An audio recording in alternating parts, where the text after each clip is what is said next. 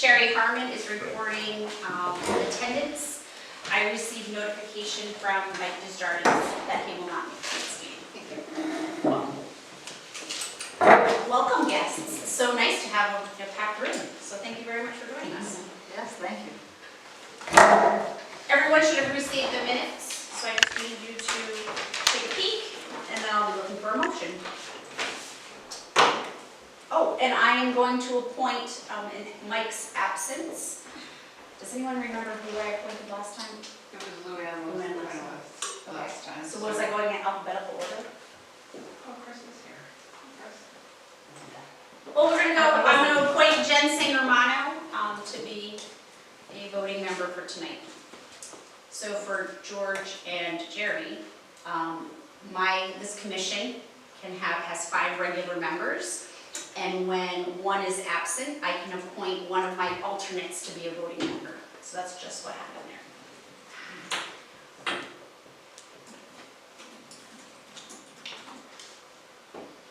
Okay. Move that we accept minutes.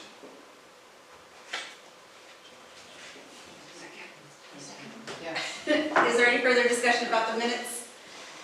Hearing none, all in favor say aye. Aye. Any opposed? Motion, minutes will carry. So, old business, small group updates. I apologize that my computer seems to have indented improperly. Community outreach, Vern. Yeah, we have no report, nothing new. We're gonna probably go hiking at the earliest sometime in January. So I got nothing new to add to that. Okay.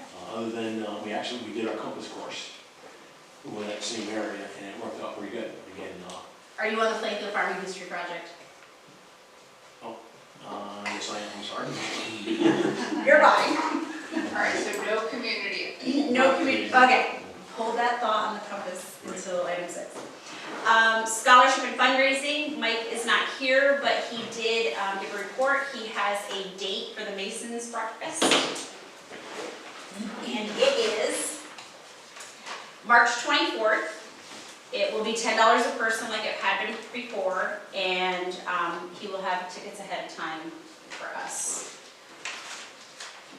The other thing I wanted to talk about fundraising, and this is sort of like a winter market item, so maybe we'll wait for winter market, but one of Mike's responsibility is fundraising, and he works really hard to solicit items for us to use at the winter market. So do you want me to talk about this at winter market, or is now the appropriate time?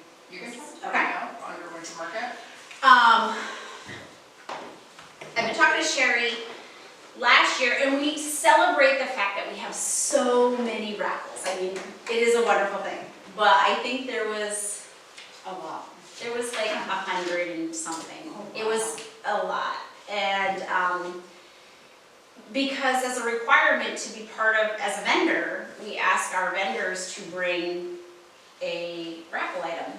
So last year we had, I think, 67, 68 registered people that. That's great. So just the vendors alone brought in 68 items. So, and it worked really well how we did it last year. I just am wondering if we should have it be limited to either just what the vendors bring as part of their, and then a couple select items thereafter. I don't know, I'm just throwing this out there for discussion. I think raffles are big. Okay. I'm sorry. It's okay, They're a big draw. And, That's okay. This is why I'm asking, this is why I'm asking. But that's my thought. No, I agree, I agree. So, yeah. What if there was over 50 and we bundled some things together? We have done that, so we could consider that. I will say, bringing them back to our farm and having people come to our farm to pick up, huge game changer for me. So I'm already there and people just came. So that helped immensely. So I'll keep thinking about it. We have time, but I just wanted to kind of throw it out there because I was talking to Sherry about it and just wanted to. Can we, not from the vendors, but from the general, just basket raffles, can we limit them? That's what I'm suggesting. Because also, the people who are the crafters also have, sometimes they'll do raffles. Correct. So, yeah. So that was what I was suggesting, is that Mike normally goes out and he has great relationships with a ton of businesses. And, maybe there would be other opportunities for other organizations to utilize those businesses. Maybe he only goes to ag-related ones, maybe he only goes, whatever it might be.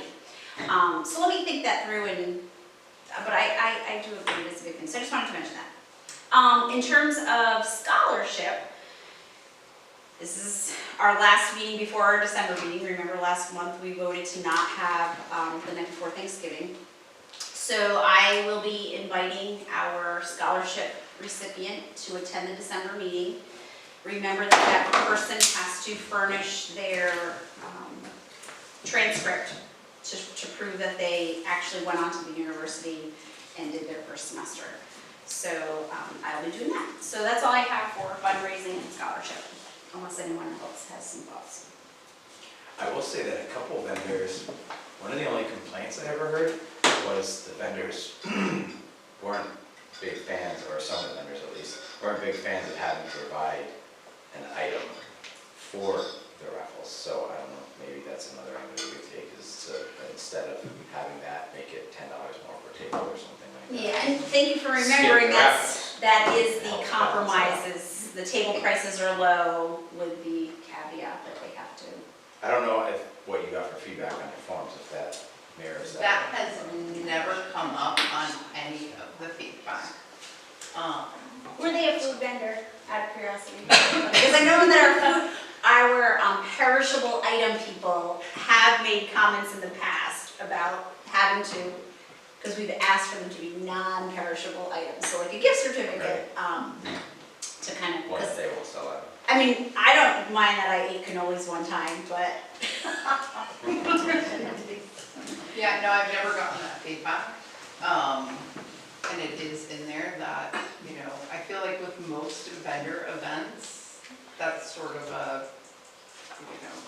staple Standard, that, right? vendors do provide an item for a raffle. Right. And our prices are pretty low for spaces, so in comparison to what other people are charging for vendor events. Right. But maybe we can add that for food for thought since our applications have gone out. Sure. That's the other thing too. So we will add that as a notation. I have no skin in the game, so I'm just sharing what a couple vendors. We'll add that for next year, and Sherry will share in her winter market, so I won't look the cat out of the bag. But I appreciate that, Chris. Thank you very much. I have another question for the winter market. Well, we're moving into winter market, yeah. Go ahead, ask a question. Are you going to be doing the seeds again? Seeds, yeah. That was like a big, that was kind of big. Do you want to take that over? I'm going to take that over. Well, if you can help me like order or whatever I need to do. Yeah, I mean, I sent letters to all the seed companies, emails, and asked them to donate seeds. And then I organized them. But if somebody else wants to take that over. Luann, that would be amazing. If somebody else wants to take that over, then I would say yes, absolutely, that we should do it again. But for me personally, with my life and like planning this Yeah, I'm a market little crunched right now. and so I have other to- events. You know what, it's- I'm gonna try to steal that for a minute. Oh, so that Master Gardener, Mhm. I won't mention any names right now, just reached out to me and asked me to let her do a seed swap at the shop. Yeah, I mean, so So why don't I reach back out to her and say, hey, can you do it at the winter market? Oh, that sounds fun. I'm right, or no? Is that, or I'm that's? totally okay with Yeah, somebody else taking it over. It was a lot of work and a big hit. Because you're saying it was a lot of work It was. and you weren't thinking about doing it? I don't know what But it's. if we had somebody else to organize it, would be great, right? Yeah, I mean, technically, so like National Seed Swap Day is actually like in January, I think.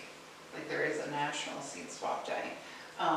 We just did it with our winter market because we knew it would potentially draw other people in.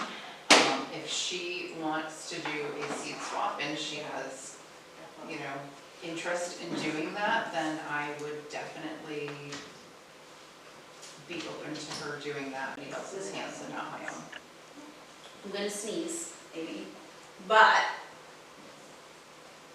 what about reaching out to like Plainfield beautification and seeing if a fellow organization that's in our community who is into, you know, planting things and making Plainfield look better. I'm just asking, because I think it was a really big hit and people, I was shocked at people who came later to the market and were disappointed, and there was thousands of seeds there, like packets of seeds. And they were disappointed that they were gone. Which, if you come late, unfortunately, that's what happens. But I'm wondering if maybe there's an organization that we can reach out to see if that could happen. And I'm happy to reach out if you're okay with, I'm gonna put that in my notes. I'm gonna write it Sure, down. Don would be fine with I'm that. gonna say Jenny and Jen. Jenny and Jen will work on that. Okay. See, swap.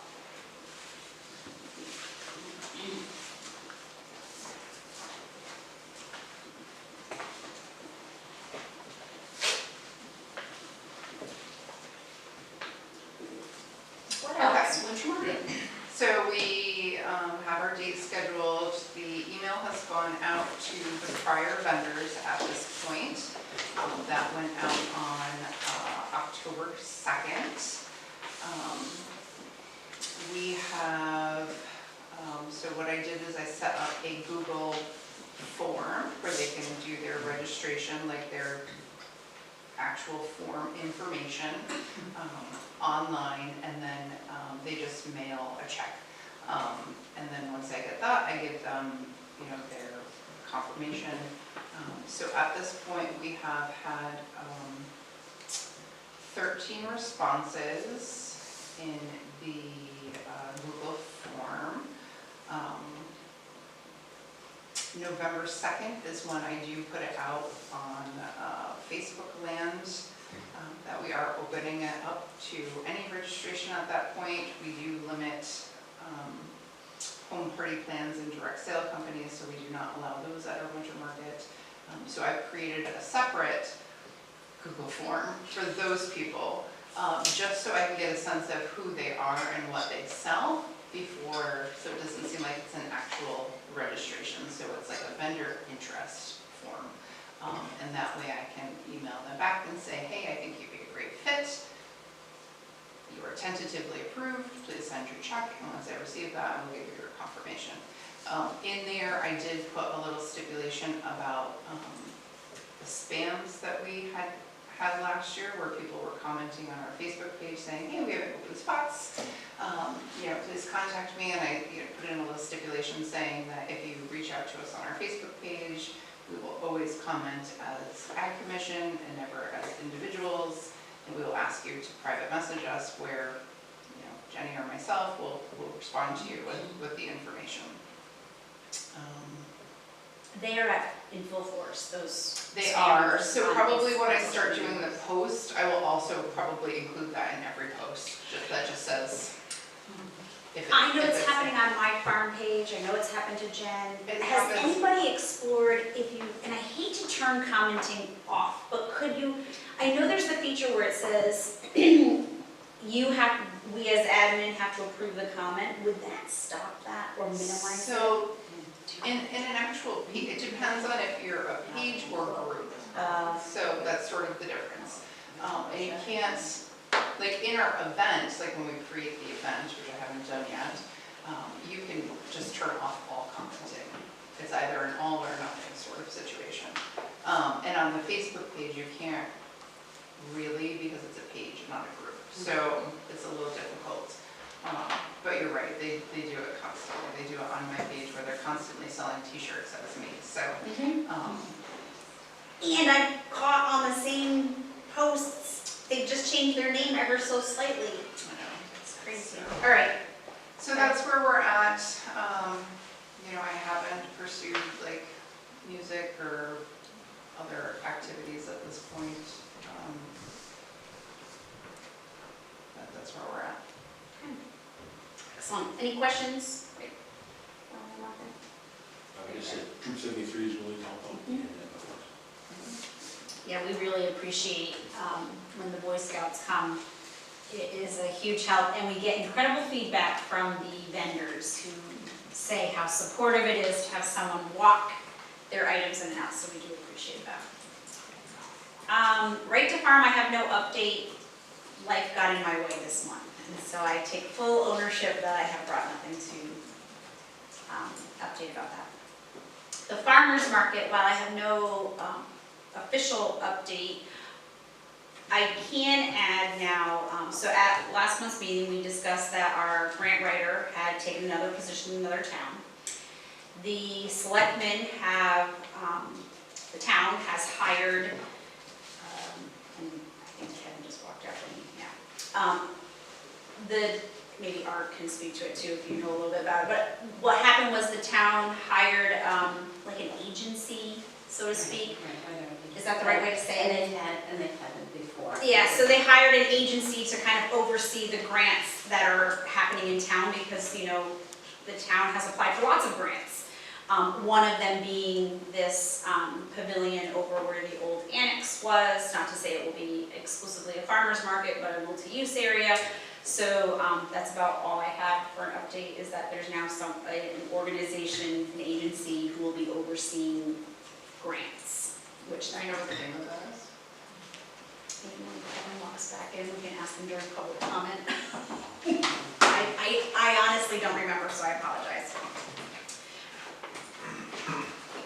Now, sir, give us your Plainfield farming history update. Apologies for being out of order before. But You're fine. We're planning, we did a compass hike in the woods through there. The kids, the younger scouts need to navigate using a map and compass. And we utilized that section of the woods for that, and everybody came back. They didn't lose anybody, so it worked. Good day. And it was a nice day for them too, and again, even with the leaves, it's still, everyone was wearing orange, so we could see the way from ones off. As far as the project's concerned, we're gonna do more exploring later on in the winter. So we're talking in January and stuff, once we're buried in snow. We're gonna go back again in, like I said. Do you know something we don't know? We're gonna get No. buried in snow, Vern? No idea. So we're gonna navigate along the northern part of the property. And for everybody, this is a chunk of land that we have, this the state forest up of Spalding Road. Once upon a time, 200 or something years ago, it was a booming agricultural community, part of Plainfield. And it basically died for whatever reason, and all that land has reverted back to being state forest. It was last spring we went hiking, our Troop 73 went hiking out there exploring, and we located, I think it was 8 cell holes from old houses. And this was just the southern part, the southern half or third, so this is like 500 acres altogether. And we're going to go back and complete navigation and do more scouting on the northern part. But again, there's stone walls all over the place. You can get lost because there's so many stone walls, and you never know which way you're on. But anyway, that's what this project is. Well, thank you. Again, I apologize for the formatting error on my computer. Community events should be its own up to margin. So this is a time during our meeting where we share things that might be happening or have happened in our community that are related to agriculture. We had last Green Valley hike. October 1st was the American flag hike. Troop 54 came through. Good job, George. The older scouts took charge of organizing the project. We had 10 scouts and leaders all together, and I think we had 8 or so guests show up, and everybody had a good day, good fun day. The other one was on October 15th. It was the leaf hunt, and we had it was just me running things, and we had I think it was 14, if I remember right, 14 guests showed up, a whole bunch of little sport kids, which is perfect. Doing tree ID, walking through the woods, and especially the older folks, they enjoy doing that. I think next year we're probably going to, I haven't done this in a few years, but next year we're going to do how to grow a Christmas tree. We haven't done that like in a number of years. So I think we're going to do that next year, in addition to American flag one, because we're going to have a couple of guys that are going to do that. Such project to do that. Vern, I appreciate it. So for the community, Vern is the owner-operator of Gray Ledge Tree Farm, and he has always participated, or at least for as long as I can remember. Yeah, it's been 6 or 7 years now. In the Walktober events, and it used to just start out as like a leaflet, and now it's like a published book, it seems, like a magazine, that shares all of the events, and there are so many, so, you know, I recognize that I think a couple trickled later in October. For the most part, it's finished, but if you're always ever looking for an activity, try to do the Walktobers. They span the entire northeast corner, so, you know, there are events from Woodstock, all over the place. Into Massachusetts too. Yep, so it is just really a wonderful event if you're looking for. Many, if not most, are free, or small charges, so that's always a good one. So thanks, Vern, I appreciate your participation. Celebrating Ag was last month. I don't know why we didn't talk about it last. So Celebrating Ag took place in September. It took place before our meeting last time. So The that weekend was, before. yes, I was spaced out last month. Any other community events? It's a quick night for us. Any new business? Nope. Okay, so public comment is the time during all meetings where the public is invited to ask questions or make statements to the commission that they are being guests at. So I'm here to open up public comment. Any questions about the meeting so far, Jerry and George? Nothing? Okay. Well, we thank you for coming. The next meeting for the Plainfield Agriculture Commission will be on Wednesday, December 27th. Remember, this will be our scholarship recipient meeting, so the agenda might be shifted a little bit because we certainly want to include our select people, so it will be dependent on when they come. And not hearing anything else, I will entertain a motion to adjourn. Move to adjourn. Would you want me to? Okay. We have a motion to adjourn. All in favor say aye. Aye. Any opposed? Motion carries at 7:22. Incredible.